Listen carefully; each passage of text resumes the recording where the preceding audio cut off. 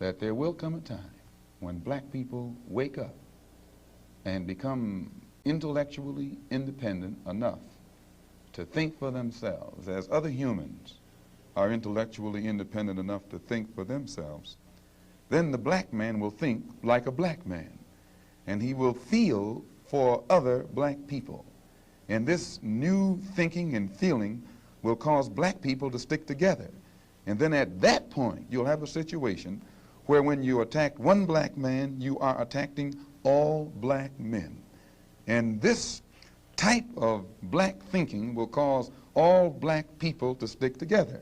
And this type of thinking also will bring an end to the brutality inflicted upon black people by white people. And it is the only thing that will bring an end to. Hey, what's up everyone? Welcome back to my channel, and if you're watching me for the first time, don't forget to subscribe, like, and share. So today, folks, we're diving into a pretty big topic that's been bustling around lately. And this topic is about black Americans leaving the US and moving abroad. Is this the escape to a better life, or are they making a huge mistake for themselves, which they will regret later? We're going to break it down. We're going to talk about the pros and the cons, and really get into the heart of the trend. But before we jump into it, don't forget to hit that button, that like button, and subscribe if you have not yet subscribed to my channel, and drop a comments below with your thoughts on this whole situation. And folks, without wasting much time, let's get into it. Every time black folks leave, folks always act like it's for a better opportunity. But sometimes folks be escaping violence. Y'all, it's day 12 of Black History Month, and I'm a little tired. But we're going along with our regularly scheduled program, classes in session. Because what we're told about the Great Migration and what actually happened, the math ain't mathing. We're told black folks moved to the North for better jobs, better opportunities, better pay. And yes, the jobs did matter, but that's not the whole story. Between 1916 and 1970, over 6 million black folks left the South. The Great Migration. And baby, it wasn't just about economics. It was for protection. Baby, they weren't just relocating. They were fleeing. Fleeing lynchings, fleeing sharecrop exploitation, fleeing convict leasing, fleeing laws designed to trap them. You don't leave land your family worked for generations unless staying becomes more dangerous than going. And when the laws refuse to protect you and danger and violence become normal, leaving sometimes becomes the best form of self-defense. And please believe that when black folks fled the South, they did not arrive to open arms. Baby, racism was right around the corner. Northern cities welcomed them with their racist policies. Redlining. Banks literally drew red lines around black neighborhoods and denied mortgages. Restrictive covenants, the beginning of the HOA.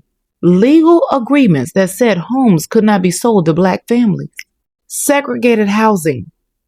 Overcrowded, overpriced. Still trying to find ways to contain black folks. Because even when black folks fled Southern terror, racism changed outfits and followed them to the North. Violence shifted from the plantation to racist policy. But also understand this. The Great Migration didn't just move people. It shifted political, economic, and cultural power north. Chicago's South Side became a political engine. Detroit reshaped labor unions. Harlem ignited the cultural renaissance. And Philadelphia built new black institutions. And baby, that wasn't a coincidence. That's what happens when 6 million black folks decide they will not die quietly. And that's why memory matters. Because when we reduce the Great Migration to job hunting, we erase the terror that pushed black folks out and the strategy that kept them alive. What we're told was upward mobility. What happened was 6 million black folks saying, "You will not trap us here." And I need y'all to remember that. All right, black folks, drink your water. Stay rooted, real, and knowledgeable. And mind your black business. Happy Black History 365. Let me say that one more time. If all the black people with a little bit of resources move to all the white neighborhoods, the ghetto stays the same. So when you get your little money, when you get your little career in your job, and you're making $60,000, $70,000 a year, and you think you're important now, because you got a little credit, you can move to Prairieville or Gonzales or Atlanta, because every black person in Baton Rouge won't go to Atlanta or Houston. Right? I'm going to give you a pushback. Grow in the garden you were planted in. Them people in Atlanta were born there, and they turned their city into greatness. People from Baton Rouge, we leave and go make other places great. And I get it, it's hard. You get tired of dealing with the stupid stuff we deal with here. I deal with it on a level that you cannot comprehend. I'm still here though, in the same neighborhood I grew up in. And I got all the opportunities to. Yo, as a black American living here in South Africa, having a home like this was just a dream in America, coming from me, St. Louis, Illinois. But I was able to retire medically, and now I'm here, what you call living a soft life. You understand? I'm walking through pillars and shit like I'm a Roman emperor. But yeah, for the amount that I'm paying here, it'll cost me like 3 times as much in the States. I get to walk the streets without being harassed in a white neighborhood because my police are black. Black people are lucky to be Americans. If it weren't for white people having slaves back in the day, there would be no black people in America. And white people should be lucky that the Spaniards gave you boats so you can escape the treacherous brutality of King James. You know, he was burning white people at the stake for being pagans. You should also thank, most importantly, the indigenous people of North America for teaching you how to live off the land, because you could have died your first winter. In my humblest opinion, the indigenous people should have just put arrows in every last one of you. But that's just me. However, it will not take away from white people being thankful that the indigenous people taught you how to live off the land to survive your first winter. With that being said, this concludes the lecture, and everyone enjoy your wonderful Friday.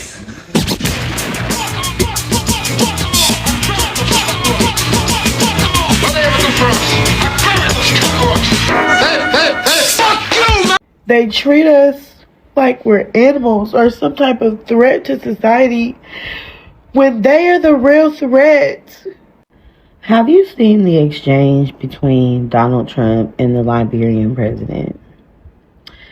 Originally, I was just getting ready to come on here and yap and poke fun, but the truth is, it's just not funny anymore. The blatant disrespect of people of color, black people, African Americans, they insult our intelligence. They treat us like we're animals or some type of threat to society when they are the real threat. All we want is to be left alone. I'm tired of watching the news. I'm tired of it. Like, it's literally to the point where I am strongly considering leaving the U.S. And I'm not talking about just something that I'm just saying.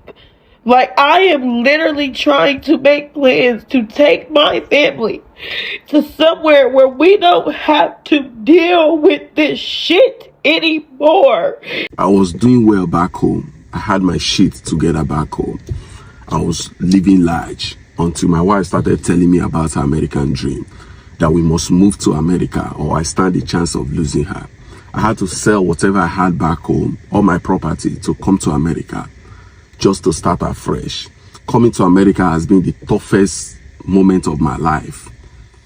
You know, I started looking for a job here and there. I couldn't succeed in any decent job. The only job I succeeded having was taking care of old people. Now my wife is threatening to divorce me, telling me that this is not what she signed for, that she can't deal with this anymore. You get to the point now. She says she doesn't like what I do. Going back, I can't even go back home now because I don't even have anything back home. I literally sold all my property back home to come to America. I don't know what to do.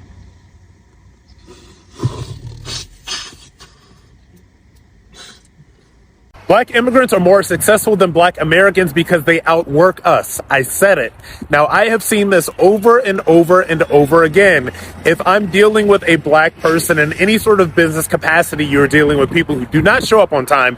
You're dealing with people who do not treat their business like a business. They treat it as like, you know, some side project and, oh, you know, you just broke, man. And, you know, I don't have to give you good service. I don't have to be on time. I don't have to show up like a true professional. Now, Black immigrant business owners are very different. They are very hardworking. They show up on time. They come to America with the mentality that they're going to come here and work and build something, whereas Black Americans, and yes, I am 100% foundational Black American from slaves, okay? That is how Black American I am, and I will tell you that Black Americans have a very entitled mindset. We're always waiting on somebody to do something for us. We are always waiting on government handouts. We are always waiting on somebody to do something for us. And when we get positions and when we actually have businesses, have companies or whatever, 9 times out of 10, they're run terribly. I have had some of the most terrible experiences that you can ever have when deciding to deal with Black American business owners. Now, you know, don't hate the player, hate the game. Don't hate me for saying what is really real. Black immigrants are outpacing Black Americans because they outwork. The best decision I made, moving to Africa. Oh, they live in mud huts in Africa.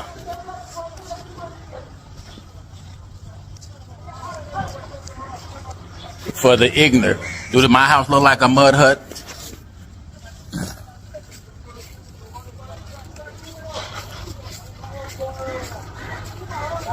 For all my family who want to invest in Africa, come on over. Best move I made.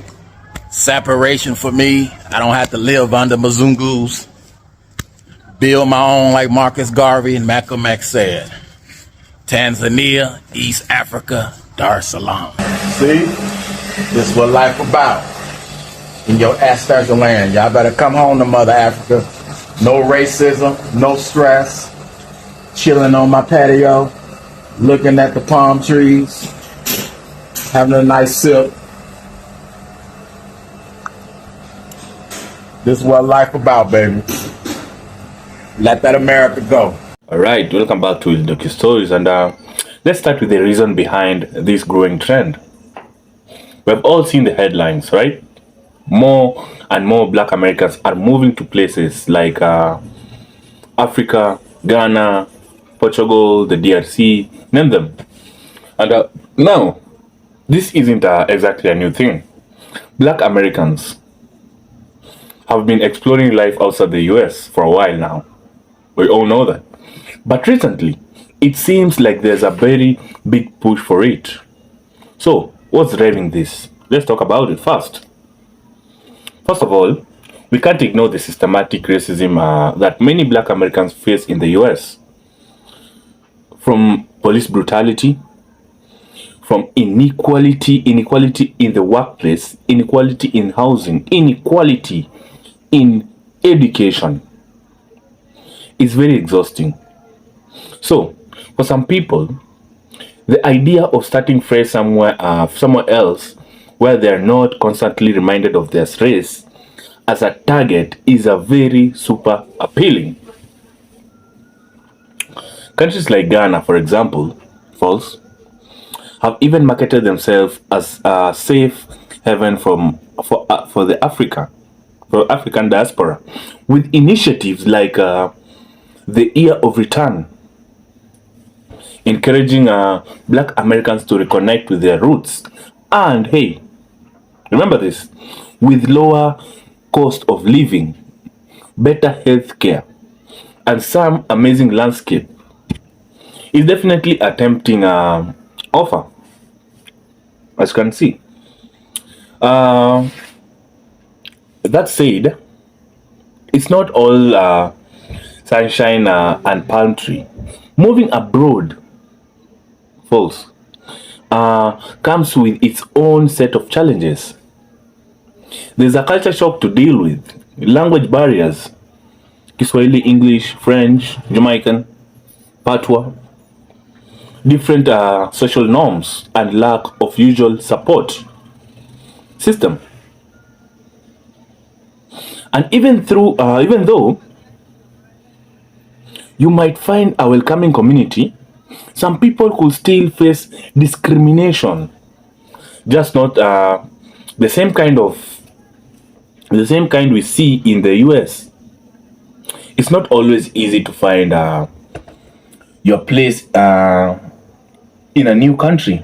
Even if you find it, you're escaping issues back home. Now, the big question of today is leaving the US a mistake? I think it depends. For some, leaving is the escape they have been searching for a while. It's a chance to get away from the grind, the microaggressions, and the trauma that comes with living in a system that doesn't build for you. System of police brutality. Most of the Black people face this daily, if not one or two. But for others, leaving could feel like giving up the flight to change things here. Why leave it? For me, I prefer you should leave, because if you're not comfortable where you are, then leave it. Yes. Why do that? Like, why face police brutality? Why is our children, the Black children, isolated from the white children in terms of schools? Right? So, I don't even know what to say. Is leaving the US for a new life abroad a better choice for those who want to do that? Or is it a bigger mistake? Honestly, I myself, I think it's a personal decision that comes down to what you're looking for. Whether it's peace, whether it's opportunity, or a sense of belonging. There's no one size fits all. Like, it depends what you're looking for. There's no one size fits all answers here. And both, remember, both sides have their reasons. So that was my own opinion. If you're migrating from one country to another, you yourself, you know why you're moving into. You're either you're looking for peace. That's you know it yourself. If you want to go back to your country since you've missed it, you can go. But remember this: move to where you are comfortable. It's like a trauma. Living with police brutality at this, on your desktop, on your doorstep. So, folks, I want to hear from you guys. What do you think? Is moving abroad a way of escape or a way to thrive? I would like to hear. Maybe drop your comment sections and your thoughts in the comment section below, and let's get a conversation going about this. Thanks for turning in, folks. If you like this video, hit that thumbs up, and don't forget to subscribe for more content and more information.